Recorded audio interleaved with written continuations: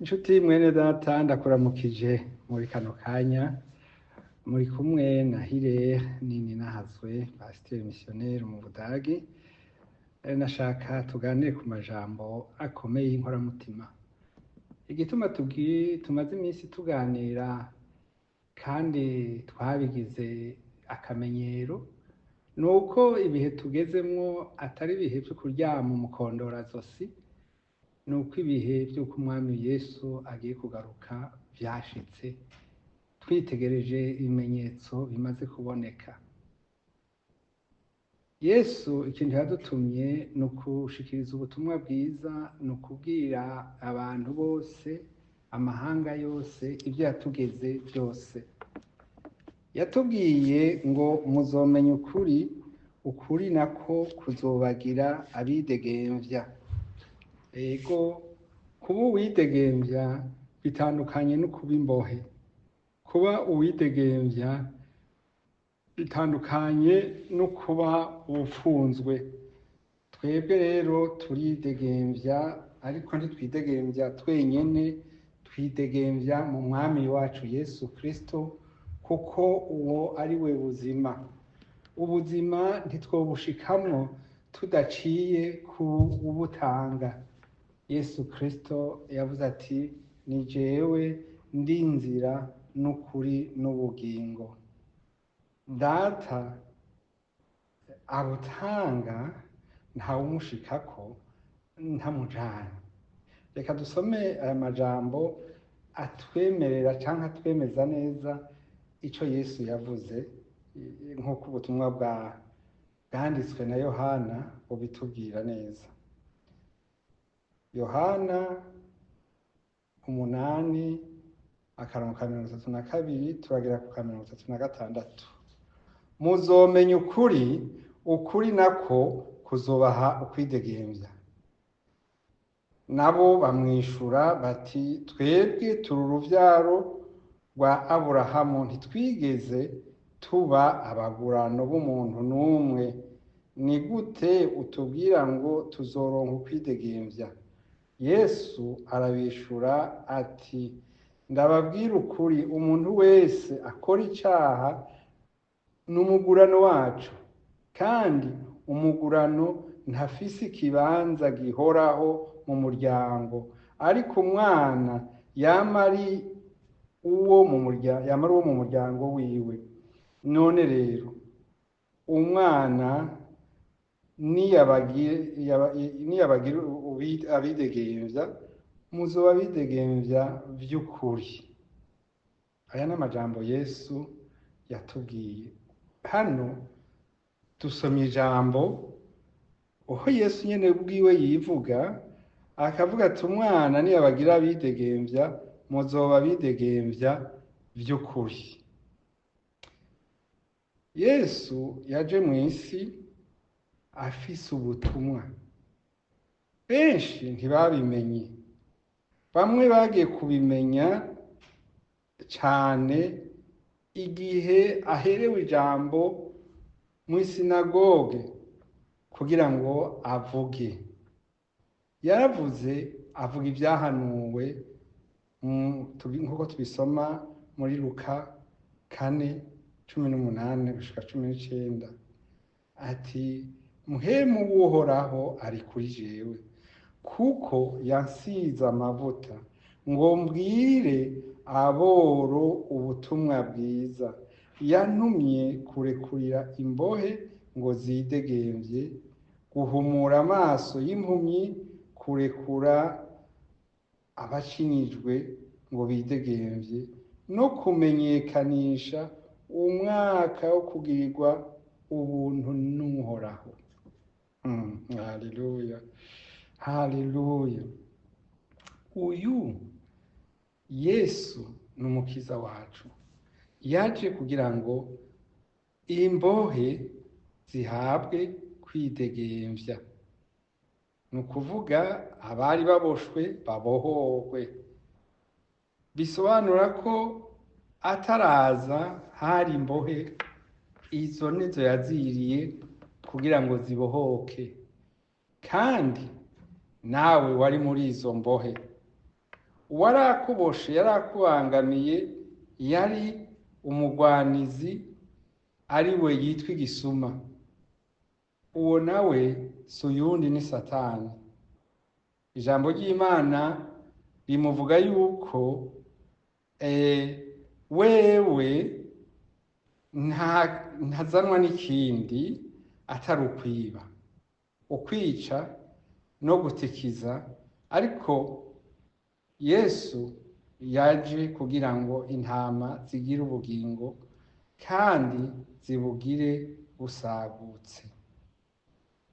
Yesu abandanya avuga ati jewe ndi umwungere mwiza, umwungere mwiza yitangira intama ziwe. Yesu yaje kugira ngo ibyaha byawe n'ivyanje biharigwe. Mu madini menshi baravuga ibintu byinshi byo kugira neza, baravuga by'urukundo rw'Imana zabo, ariko ikintu c'icaha ntaco bavuga. Ntaho umuntu ari mu kundi kwizera kutari kwa Yesu agera ahantu akavuga ati jewe ibyaha byanje narabikijijwe. Ni ukuvuga baguma muri vya bindi ngo ntavyo tuzi, mbere bamwe bakanimvira yuko kuba barakoze ivyo vyaha ari vyanditswe, ari byo bari bategerejwe kuzokora n'ubundi. Abahakana Imana, uhakana Imana, Satani ahakana Imana, ahaririza Imana.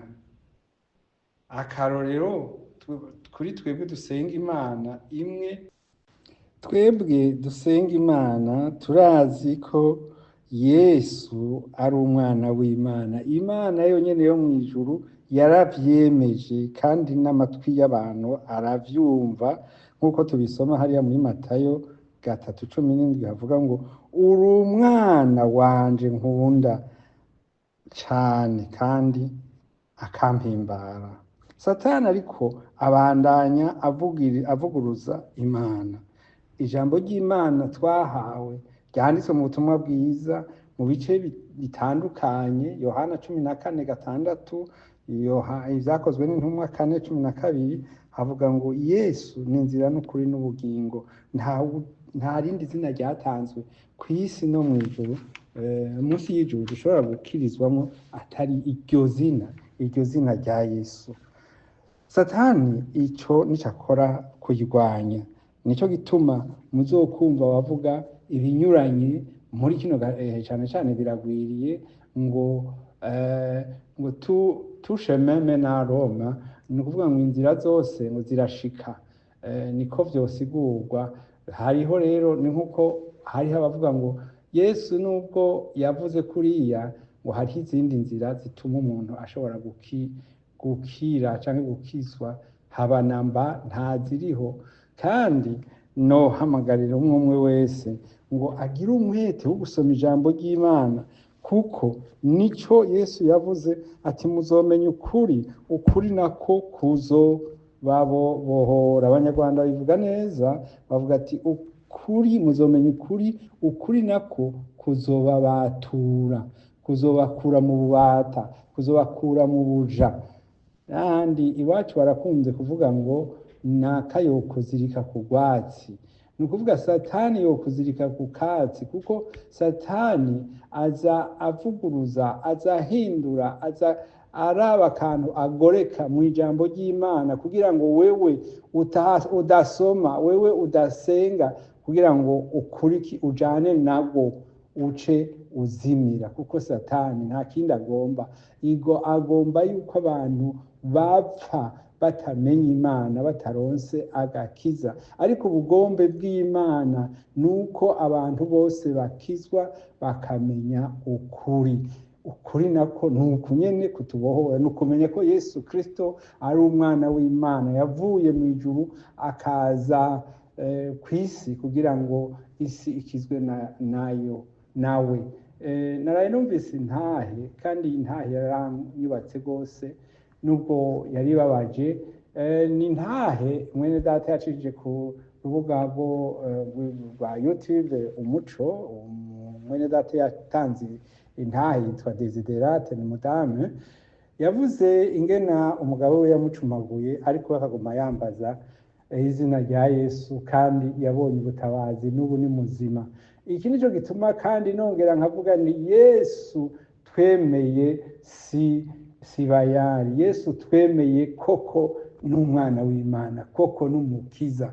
Yarakijije Desiderate, si we wenyene, hariho benshi bakize bambaje izina ry'umwana w'Imana, bambaje izina rya Yesu. Nibuka igihe kimwe hari nko mu mwaka 1984 twaguye Igitega turi kumwe n'umuntu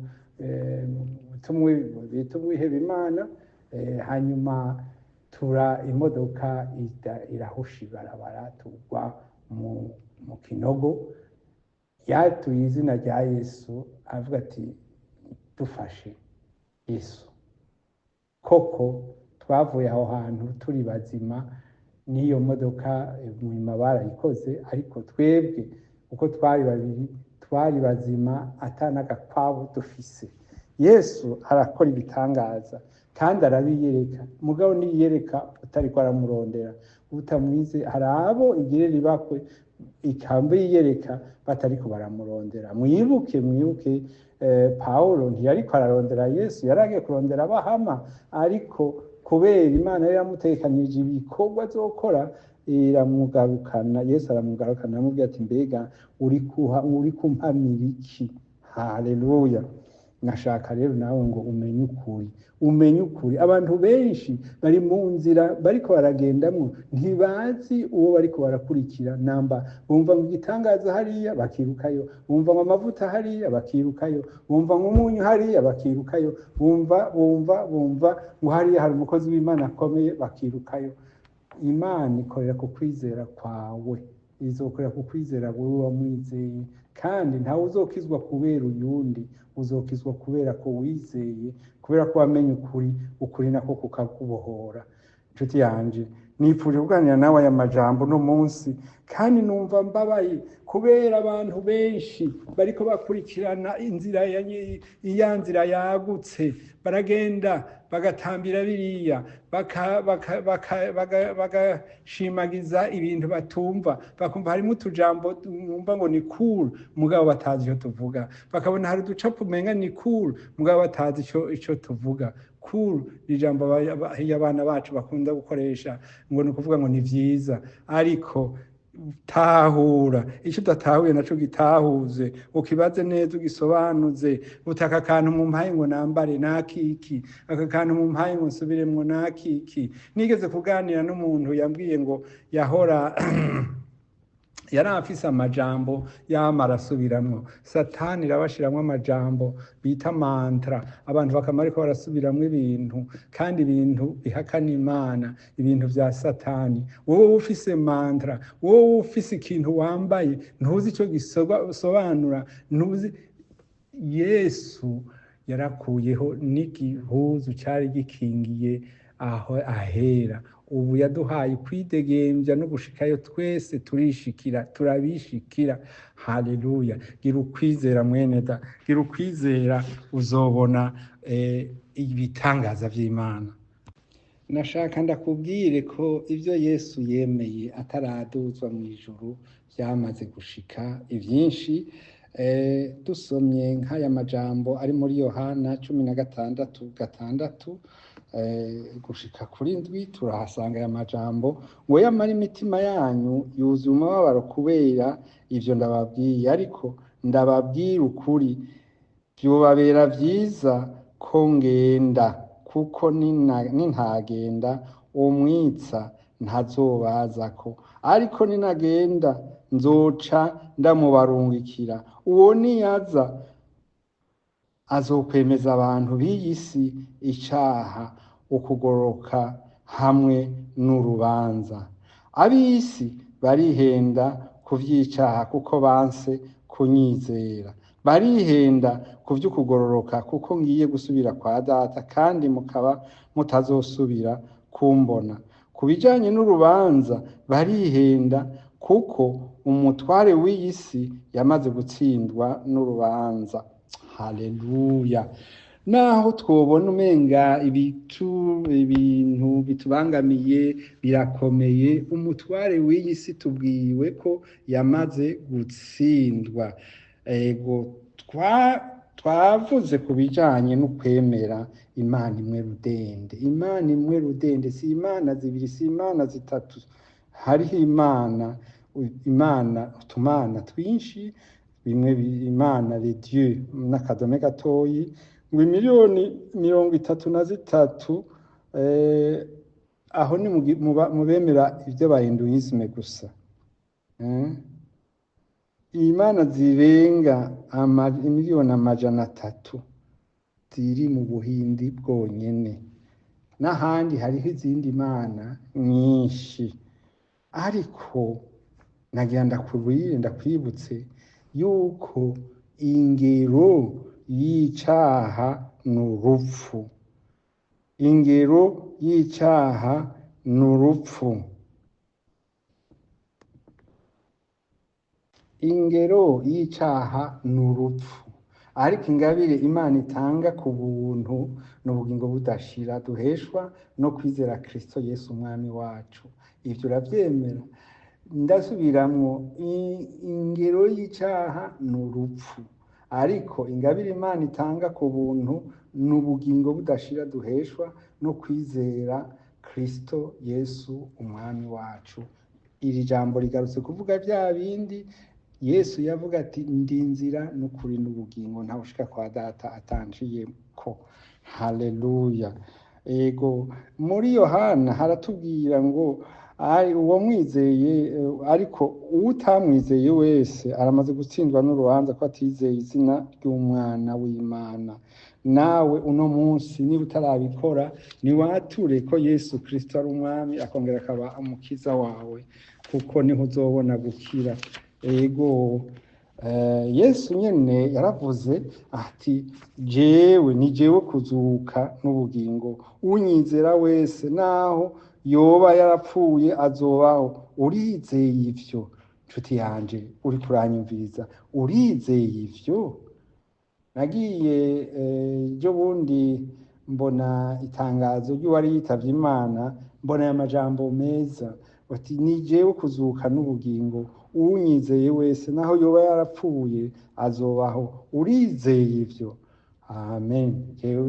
Urizeye ivyo? Naganire n'umuntu arambwira ati iryo jambo ryaramfashije. Ati nahora ngira ikibazo nkama nibaza, none umugabo wanje ko yapfuye, imvura iraguye, amazi araza gushikira, none rero bice vyononekara. Ati nasobanukiwe cane yuko ubuzima bwiwe butari hajya mu ruhafu, hari ahandi buzobonekera bukagaragara. Yesu ni muzima, umwizeye wese naho yoba yarapfuye azosubira kuba muzima. Haleluya! Twatanguye tuvuga ngo muzomenya ukuri, ukuri nako kuzobabohora. Satani n'umubeshi arakubwira ngo gira inzigo, ngo gira ishari, ntawe ubibona kandi ntaco wishe. None ntibakurenganije? None ibi uribesha. Uwanka mwene data wundi ni umwicanyi, nk'uko mu ibaruwa rya mbere yanditswe na Yohana 3:13 habitubwira. Satani arakubwira ngo wihore, kuko hari ibituma biboneka, ngo hariho bya bindi bita cause juste. Uguhora n'ukwanje, niko ijambo ry'Imana ritubwira. Uguhora n'ukwanje. Hariho n'ayandi majambo y'indi mitego myinshi Satana ko azana mu bantu, ngo korora inda, ndagufashe, itegeko ririho rigukingira. Twaronse umuntu muri groupe y'amasengesho no kwigisha ijambo ry'Imana, aratuzanira aratubwira ngo yegome gukorora inda n'ukuri n'icaha, ngo ariko ngo hariho ngo ibihe bimwe gusanga ngo bikwiye kandi birekuwe, ngo kandi n'itegeko ribirekura, nk'iyo wagufashe ku nguvu, nk'iyo oya. Uwo twaramuhinyuye duca turamubwira tuti ivyo uriko uravuga ntibihuye n'ijambo ry'Imana. Tunganya, barakubwira n'ibindi ngo tunganya imvyaro, nzoguha inshinge, nzoguha utunini, nzoguha ka kanini ka bukeye, ka kandi bita pilule du lendemain. Haleluya! Ntimugahendwe, oya, ntimugahendwe. Hariho byinshi n'abana b'Imana ku kutamenya bagiye bajamwo, ugasanga bagiye gufasha umurindi Satani, ariko yaraneshejwe. Oya, mwitonde musome ijambo ry'Imana, muzobifashwa na rya jambo rivuga ngo muzomenya ukuri, ukuri nako kuzobabohora.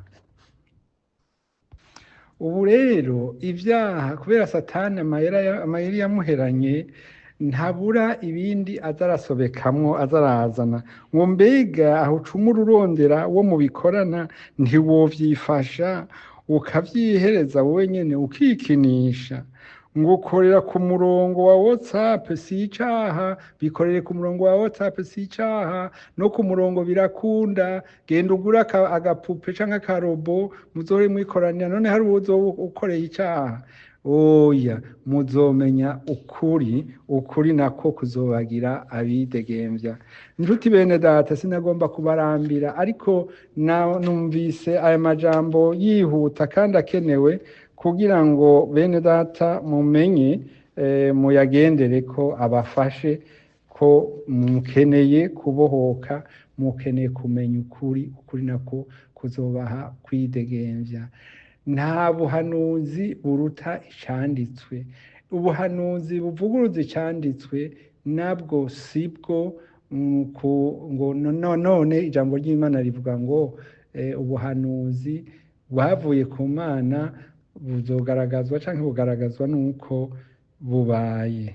Njuti bene data, ndabifurije kugubwa neza muri Yesu Kristo. Mwari kumwe na Pasiteri Hirene Nahazwe, twaganire ku ijambo rivuga ngo muzomenya ukuri, uko nako kuzobagira abidegemvya. Ubu widegemvya nuko uba ufise icizere. Ico twizeye ni uko tuzobana na Yesu, nuko tuzobona Yesu tukabana nawe ibihe bidashira. Ndakwifuriza nawe kuzobona Yesu ukabana nawe ibihe bidashira. Tandukana n'icaha ico ari cyo cose, witandukanye n'icaha, umenye ukuri, ukuri nako kuzokubohora. Yesu aguhezagire.